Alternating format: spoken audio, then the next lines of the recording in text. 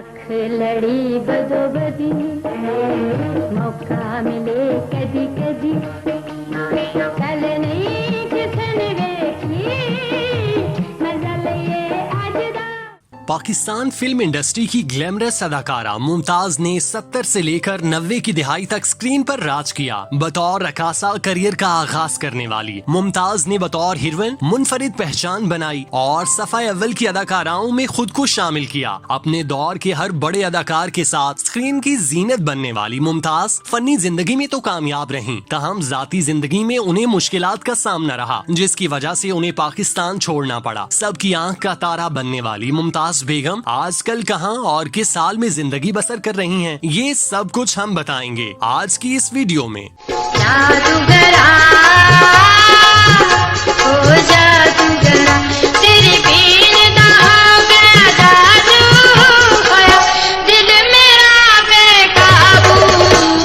मुमताज बेगम अपने बच्चों के साथ कनाडा में मुकीम हैं, जहां वो इंतहाई खुशगवार जिंदगी बसर कर रही हैं। उन्होंने अपने बच्चों को आला तालीम दिलवाकर उनकी शादी कनाडा में कर दी है। उनके बच्चे कनाडा में अच्छी मुलाजमतों पर फाइज हैं, जिसकी वजह से उन्हें माली तौर पर किसी किस्म की मुश्किलात का सामना नहीं। मुमताज का ज्यादातर वक्त अपने पोतों नवासियों के साथ खेलने में गुजरता है। चूँकि उन्होंने अपने बच्चों की तरबियत इंतहाई अच्छे अंदाज में की है, इसीलिए उन्हें बुढ़ापे की उम्र में दर बदर की ठोकरें खाना नहीं पड़ी। वो अपने बेटे के पास सुकून की जिंदगी गुजार रही हैं। उन्हें किसी भी चीज की कमी नहीं है। उनके पास उनका बेटा, बेटी, बहू, दामाद और उनके बच्चों की सूरत में सब कुछ है, जिस पर वो अल्लाह का शुक्र अदा करती नहीं थकती। मुमताज बेगम अगरचे परेशानियों से मुबर्रा जिंदगी बसर कर रही हैं, मगर बढ़ती हुई उम्र अपने असरात दिखाने में मसरूफ है। यही वजह है कि पिछले माह मुमताज बेगम तबीयत खराब होने की वजह से अस्पताल में जेरे इलाज रहीं। जब ये खबर उनके मद्दाहों तक पहुंची तो उनकी जानिब से सोशल मीडिया पर उनके लिए खैर आफियत की दुआएं मांगी गईं, जिसकी बदौलत चंद दिनों में ही उनकी तबीयत ठीक हो गई और वो अस्पताल से अपने घर आ गईं। जिसके बाद उनके बच्चे उनका भरपूर तरीके से ख्याल रखने में मसरूफ हैं। वो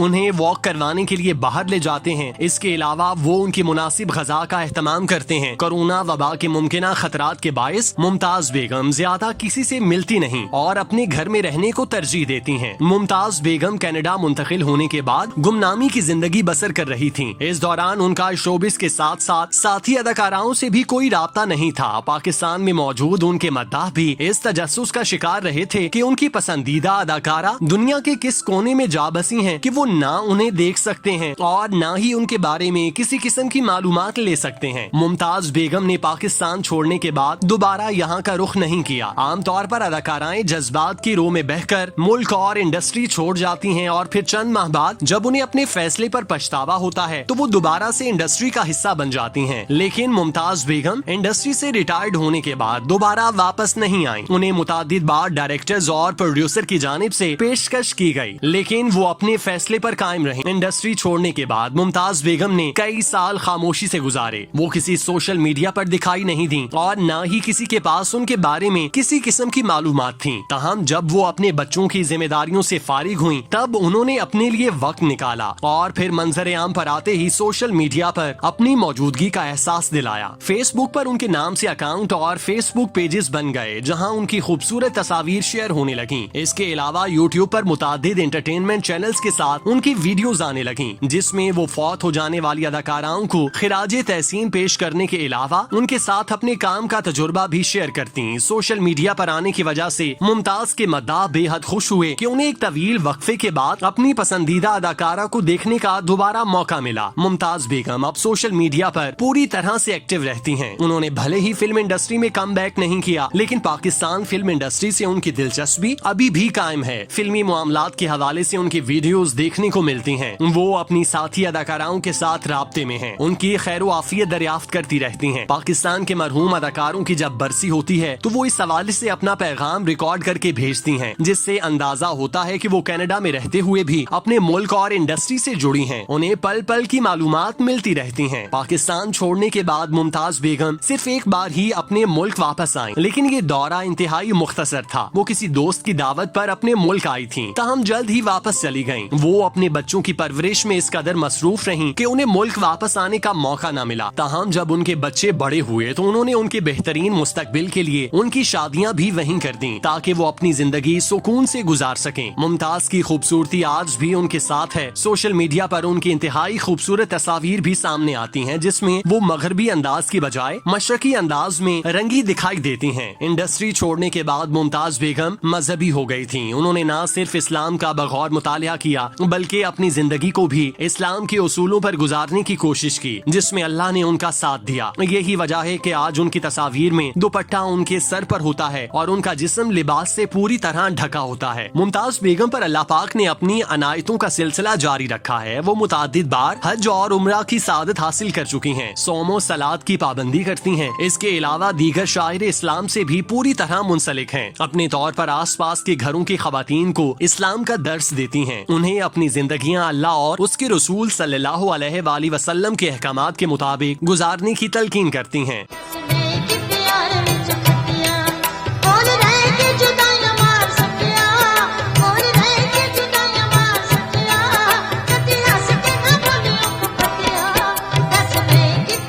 मुमताज का असल नाम रिफत था। वो 1948 में कराची में पैदा हुई। कुदरत ने उन्हें हुस्न जमाल अता फरमाया था। वो अपनी मासूमियत और खूबसूरती के बायस ही शोबिस की दुनिया में तरक्की की मनाजिल तय करती चली गईं। फिल्मी दुनिया में मुतारिफ होने के बाद उनके मद्दाहों की तादाद में रोज बरोज इजाफा होने लगा। लॉलीवुड में कदम रखने से कबल वो निजी तकरीबात में बतौर रकासा शिरकत करती थीं। ताहम जब उन्होंने फिल्मों में काम करना शुरू किया तो उन्हें मुमताज का नाम दिया गया और उन्होंने ग्लैमर गर्ल के तौर पर अपनी शनाख्त बनाई। उन्होंने रक्स के साथ साथ अदाकारियत पर भी तवज्जो दी और डायलॉग की अदायगी पर खूब मेहनत की। उस दौर की लॉलीवुड जिसमें बेमिसाल सलाहियतों के हामिल फनकारों की फौज जफरे मौज मौजूद थी, उनमें अदाकारा मुमताज ने अपने नाम के मुसादिक ऐसा मुमताज मकाम हासिल किया कि वो अपनी मिसाल आप कहलाएं। पाकिस्तानी फिल्मी सहाफी इलियास रशीदी ने मुमताज को अपनी फिल्म एहसास में अदाकारी का मौका दिया। ये मुमताज की पहली फिल्म जरूर थी, मगर ये उनके करियर की अव्वलीन फिल्म साबित न हो सकी, क्योंकि इसकी अक्सबंदी के दौरान ही उन्हें एवरन्यू स्टूडियो वालों की फिल्म सलामी मोहब्बत में काम दे दिया गया। इसके अलावा उन्हें अदाकार रंगीला की फिल्म दिल और दुनिया में भी कास्ट कर दिया गया। सलामी मोहब्बत में अदाकार मोहम्मद अली और जेबा के मुकाबिल मुमताज ने अदाकारी की। ख्वाजा खुर्शीद अनवर की मौसीकी से मुज़य्यन ये फिल्म अगस्त 1971 में सिनेमा घरों की जीनत बनी। इस तरह सलामी मोहब्बत ही मुमताज की पहली फिल्म करार पाई। 1971 में ही मुमताज की दूसरी फिल्म दिल और दुनिया मंजर आम पर आई।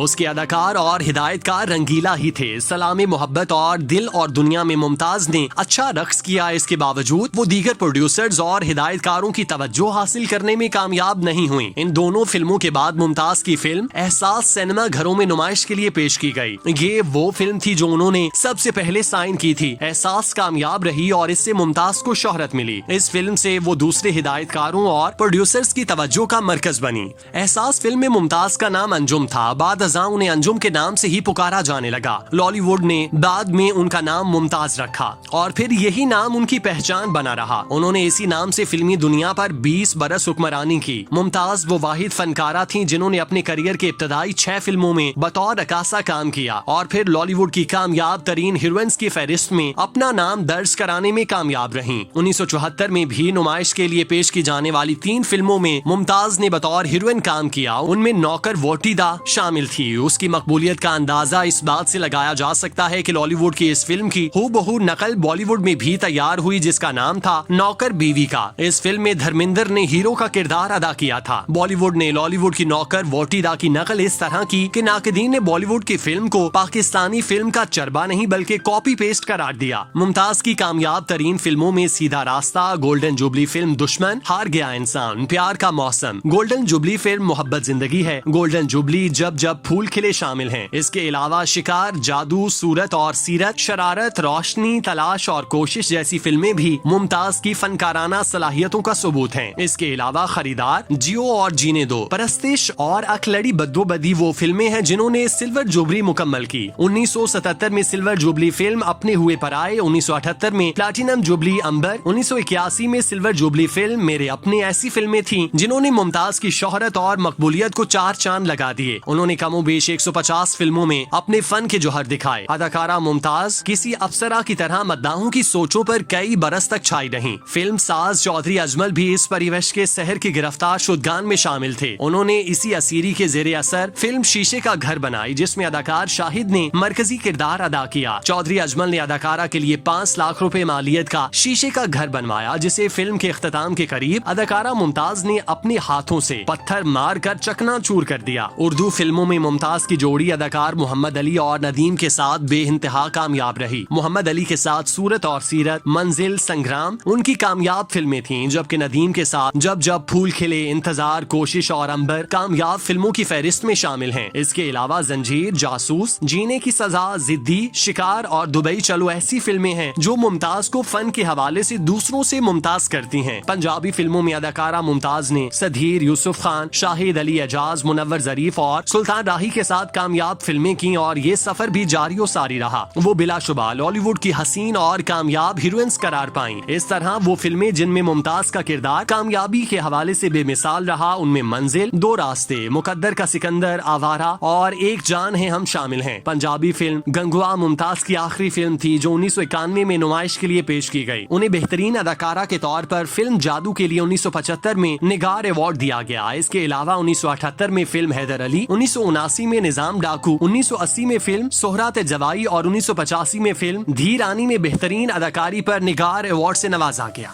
छठ मेरी बेनी ना मरोड़